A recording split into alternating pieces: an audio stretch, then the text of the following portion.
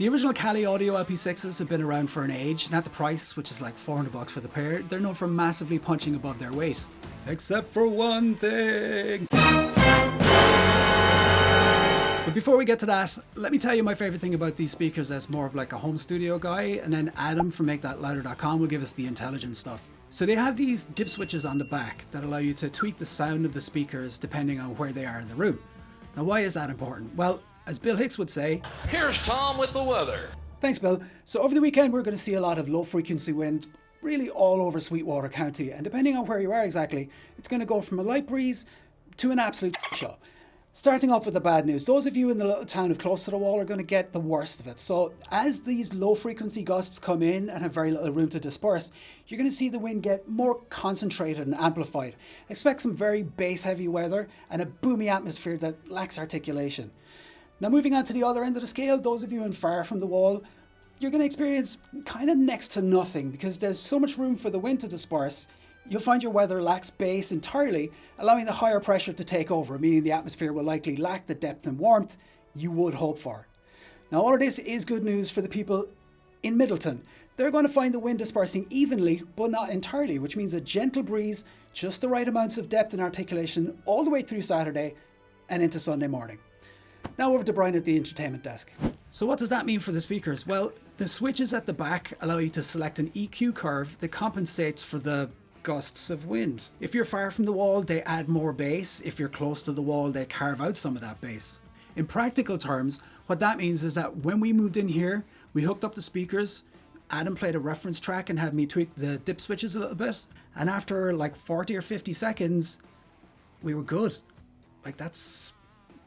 It doesn't get much easier than that. Now, for the longest time, the V1 of the LP6s had this noise floor issue where there was like a very light crackle in the background. But about 2 years ago, they brought out these V2s, and if you listen,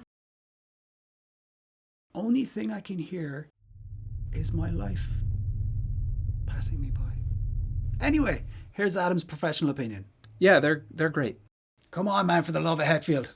No, but in all seriousness, the Cali Audio LP6 are a great addition to the world of affordable studio monitors. As technology improves, the budget monitor options are only getting better, and these are a big leap forward compared to what you could get for $400 a pair when I was first getting started. These speakers don't have hyped up bass or harsh treble like most other affordable monitors, and your mixes will translate well from these to speakers, the car test, and to playback on tons of other systems. With those other monitors, sometimes you'd experience ear fatigue from the harshness of the tweeters.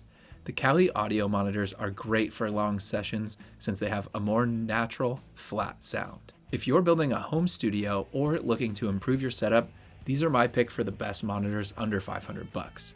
When compared to the Yamaha HS5 or the Adam Audio TV5, these are my preference for their balanced sound and their customizability. Also, full disclosure, when we decided on the speakers that we wanted for the new studio, we hit up our friends at Sweetwater who were kind enough to send us these monitors to help us out. But as always with Sweetwater, it didn't come with any conditions as far as like saying only positive things about them. And they haven't seen either this video or the script before it went live. They're honestly really cool about that kind of thing. They're great to work with, and if you want to check them out, there's going to be a link in the description. Also, if you are building out your own home studio, check out this video here to see the process we went through to pick out the desk that we have, as well as all of our favorite things about this desk. Oh, one other thing.